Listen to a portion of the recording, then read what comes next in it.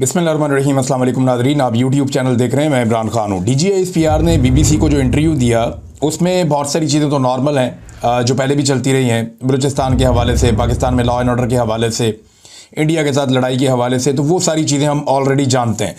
तीन चीज़ें ऐसी हैं जो उन्होंने कहीं और वो तनाज़ा इख्तियार कर गई, यानी वो मुतनाज़ हो गई तीनों चीज़ें, और जो बातें उन्होंने की वो वैसे भी मुतनाज़ ही थीं। DGISPR ने जो बातें की हैं उन पे लोग हैरान हैं कि वो ये कह कैसे सकते हैं। यानी सबसे पहले उन्होंने एक स्टेटमेंट का एक हिस्सा उनका ये है कि वो ये क्लेम कर रहे हैं कि फ़ौज का सियासत में किरदार कोई नहीं है और फ़ौज जो है वो सिर्फ हुकूमत की मदद करती है, हुकूमत जो है वो रियासत होती है।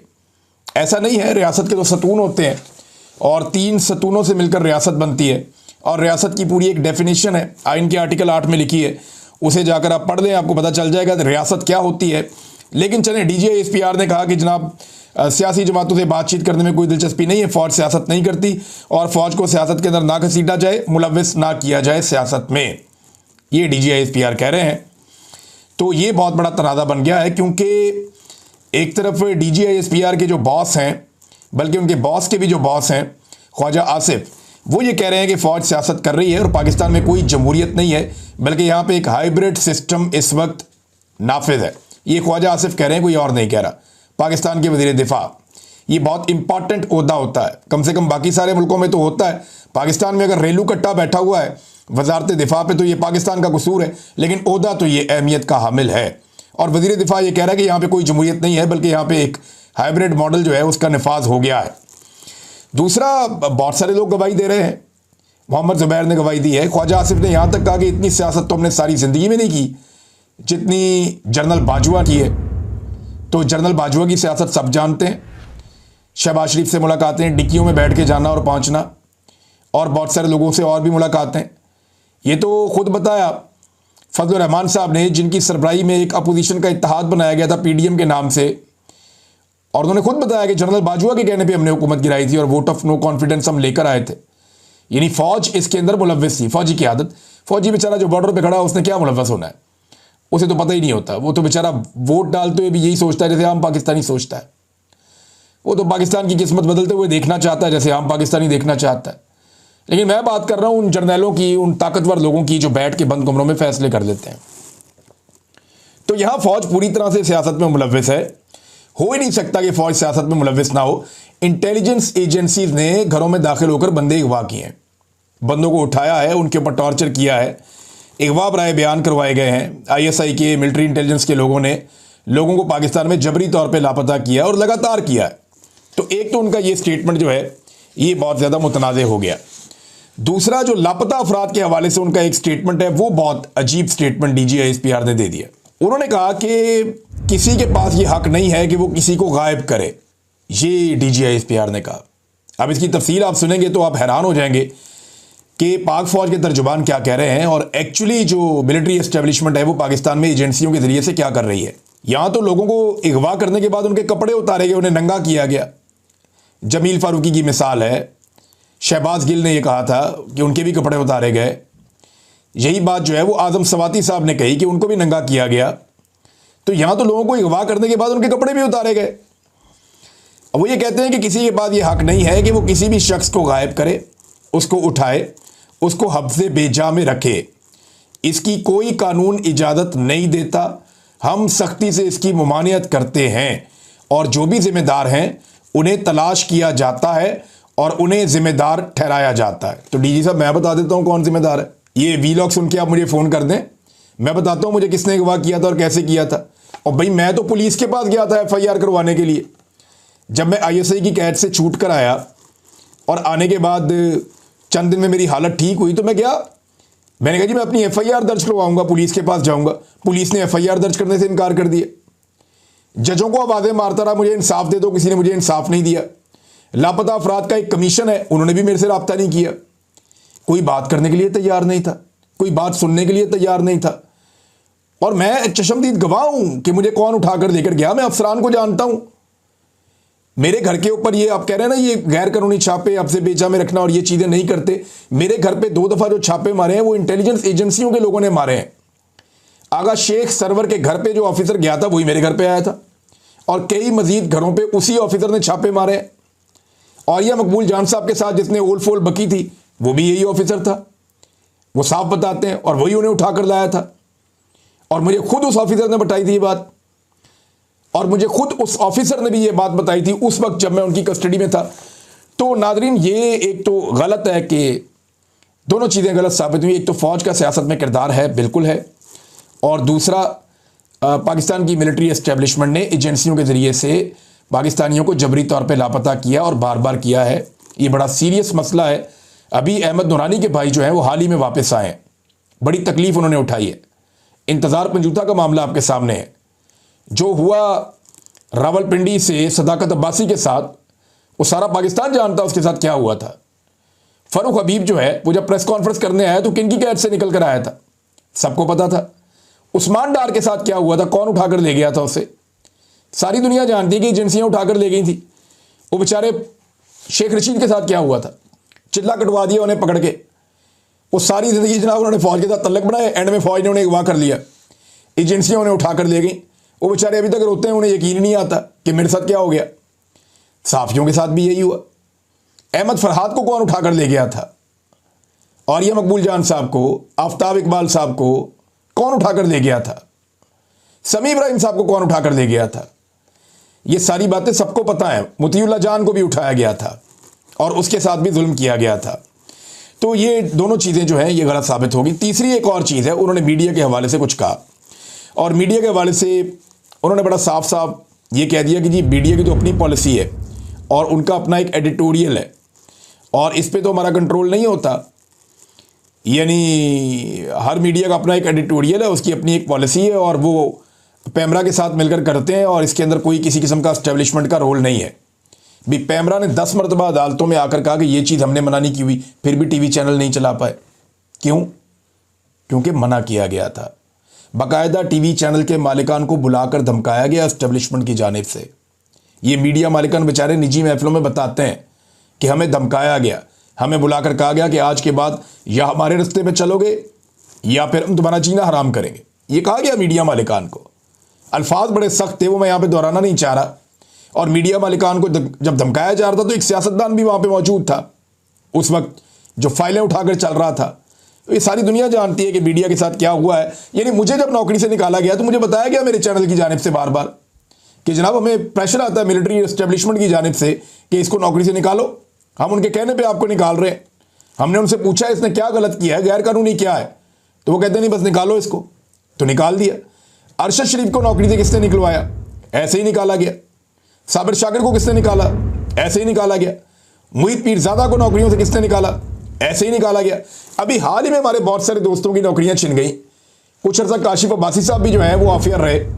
किसने किया ये सारा कुछ? मिलिट्री एस्टेब्लिशमेंट ने किया। हामिद मीर साहब अपने मुंह से कहते रहे उनका जब प्रोग्राम बंद हुआ कि मुझे इमरान खान ने नहीं बंद करवाया, मुझे तो एस्टेब्लिशमेंट ने बंद करवाया, मुझे तो एजेंसियों ने मेरा प्रोग्राम बंद करवाया। अपने मुंह से वो कहते रहे हैं। तो ये बाकायदा रोल है। ये तीनों मुतनाज़ चीज़ें थी, मैंने तीनों आपके सामने रख दी हैं। सच्चाई सामने आ जाती है और सच्चाई को सामने रखना चाहिए। यानी अगर आपने कुछ बुरा किया है या कुछ आप ऐसा कर रहे हैं जो गलत है तो फिर खड़े तो हो जाए ना। ऐसा तो नहीं है कि जुल्म और ज्यादती भी जारी रहे और पर्दे के पीछे छुपे भी रहे। तो जो दस्ताने पहने हुए हाथ हैं वो पाकिस्तानी जानते हैं कि वो किसके हाथ हैं। नादरीन, शाहिद अफरीदी एक मरतबा फिर सोशल मीडिया के हत्थे चढ़ गए। हालांकि जो उन्होंने बात की है वो बात मुतनाज़े बनी कैसे वो मैं आपको बताता हूँ। बात जो शाहिद अफरीदी ने की है पहले वो आपके सामने मैं रख देता हूँ। ये जनाब ट्वीट है शाहिद अफरीदी का। उसमें वो कहते हैं कि दरिया सवात में डूबने वाले मासूम लोग आखिरी लम्हे तक बेबसी की तस्वीर बनकर ये इंतज़ार करते रहे कि शायद कोई उन्हें बचा लेगा, मगर उन्हें अंदाज़ा ना था कि जिनकी ये जिम्मेदारी है उनकी तरजीहात कुछ और हैं। अच्छा, ये शाहिद अफरीदी साहब ने ट्वीट की तो बात तो ठीक है कि इन लोगों को बचाया जाना चाहिए था। ये बड़ा जुल्म हुआ है और ये देखते हुए बड़ा दिल टूट रहा है, बड़ी तकलीफ़ हो रही है। मैंने इस पर पिछले वीलॉग में बड़ी सख्त बात भी की है कि बड़े लोगों के बच्चे जो हैं वो कभी इन तकालीफ में नहीं गुजरते। अगर वो अपने बच्चों को रखकर सोचें तो उन्हें पता चले कि ख़ानदान जब डूबता है तो कितनी तकलीफ़ होती है। और इनको बचाने के लिए मामूली ज़राए चाहिए थे, कोई बहुत बड़े, कोई ऐसा नहीं था कि कोई बहुत बड़े स्ट्रक्चर चाहिए थे। मामूली ज़राए और ट्रेनिंग होती तो इनको बचाया जा सकता था। अब जो इतलात आ रही हैं उन इतलात के मुताबिक इस वक्त जो लेटेस्ट खबर है उसके मुताबिक मूसलाधार बारिश के बाद ये क्लाउड ब्रस्ट हुआ है ना उधर स्वात में, मदेन से आगे एक इलाका है वहाँ पे, और उसमें पता चल रहा है कि 75 अफराद सवात में जो तुगयानी है उसके बायस बह गए हैं।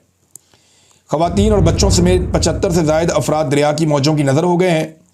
रेस्क्यू टीम ने ताहाल 5 अफराद की लाशें मज़ीद निकाल ली हैं और कह रहे हैं कि 55 से ज़ायद अफराद को ज़िंदा बचा लिया गया है।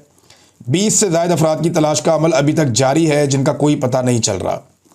एक ही ख़ानदान के 9 अफराद समेत 17 अफराद दरिया में गिर गए थे, जिनमें से 4 की लाशें निकाली गई, 3 को ज़िंदा बचा लिया गया, दीगर नहीं मिले। उनके बारे में ये जो है वो शक है कि शायद वो लोग जाँ बहक हो गए हैं, इस हादसे की नज़र हो गए हैं। अब शाहिद अफरीदी साहब ने जनाब ये ट्वीट किया तो लोगों ने उनको आड़े हाथों ले लिया, क्योंकि शाहिद अफरीदी साहब ने सेलेक्टिव एक इंसिडेंट के ऊपर ये ट्वीट किया। वाक़यात पाकिस्तान में होते रहते हैं, लेकिन वो तनकीद उन्होंने, क्योंकि लोगों को लगता है कि शायद पीटीआई की गवर्नमेंट पे तनकीद करना चाह रहे थे, इसलिए किया। लोगों ने उन्हें याद दिलाया कि जनाब आपने इससे पहले भी सैलाब आया, इस तरह के वाक़यात हुए, आपने तनकीद नहीं की। फिर दीगर कई वाक़यात निकाल कर लोग गिनवा रहे हैं कि आप उस वक्त नहीं बोले। फिर जुल्म पे, जबर पे, फस्तायत पे, डी चौक में गोलियां चली, वहाँ पे लोगों को शहीद कर दिया गया, उसके ऊपर आप नहीं बोले। तो लोग बहुत ज़्यादा तनकीद कर रहे हैं शाहिद अफरीदी पे। जो बात की है ना शाहिद अफरीदी ने, वो गलत नहीं है, बात ये दुरुस्त है। हमारी तरजीहात में पाकिस्तान की अवाम है ही नहीं, लेकिन दूसरी जानिब शाहिद अफरीदी स्पेसिफिक एक तरफ मारते हैं।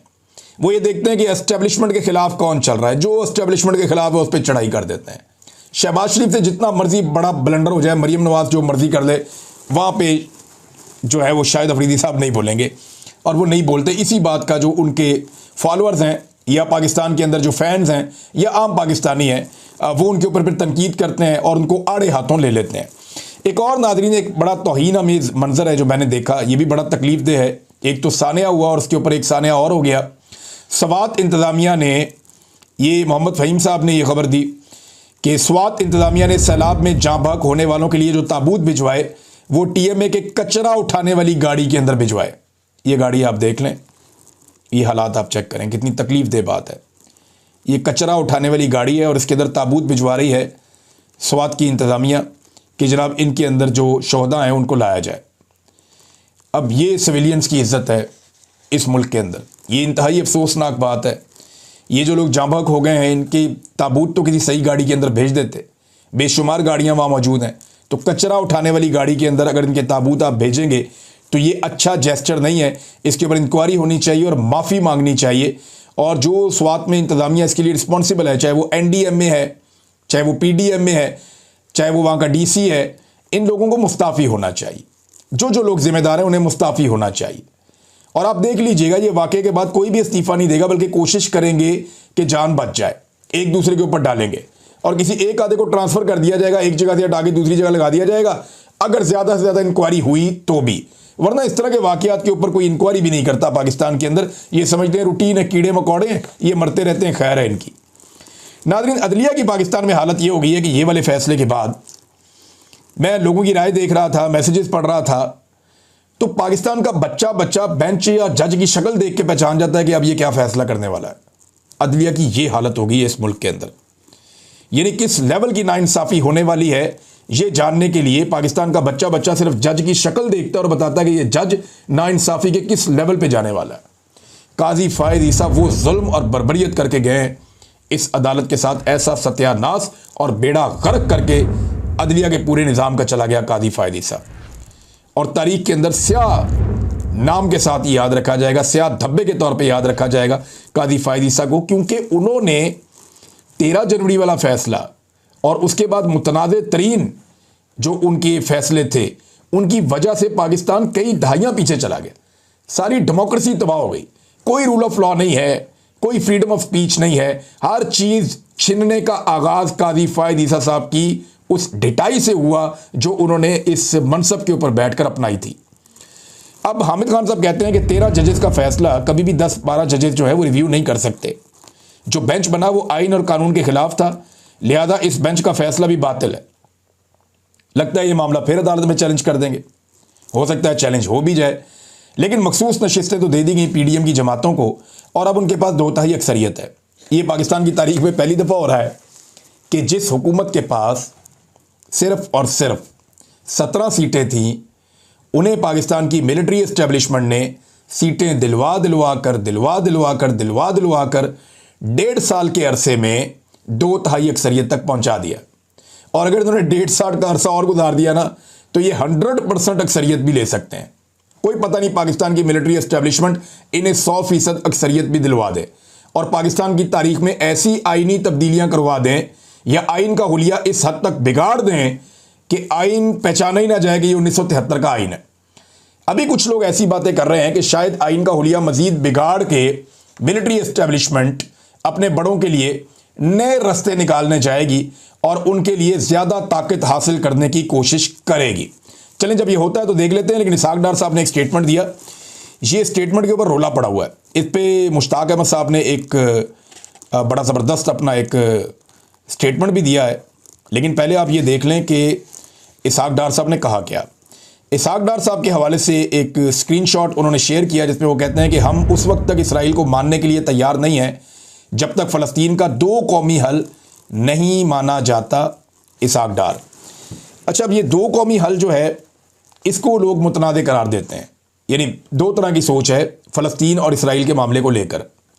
एक सोच ये है कि वहाँ पे अब इसराइल मौजूद है तो एक मुल्क इसराइल हो और एक मुल्क फ़लस्तीन हो, और फ़लस्तीनियों को फ़लस्तीनियों के इलाके मिल जाएं तो 2 कौमें वहाँ पे आबाद हो जाएं, एक इसराइलियों का मुल्क है और एक फ़लस्तीनियों का मुल्क है, और इंसाफ के साथ जो है जो फ़लस्तीनियों का हक़ है वो उनको दिया जाए। एक तो ये है।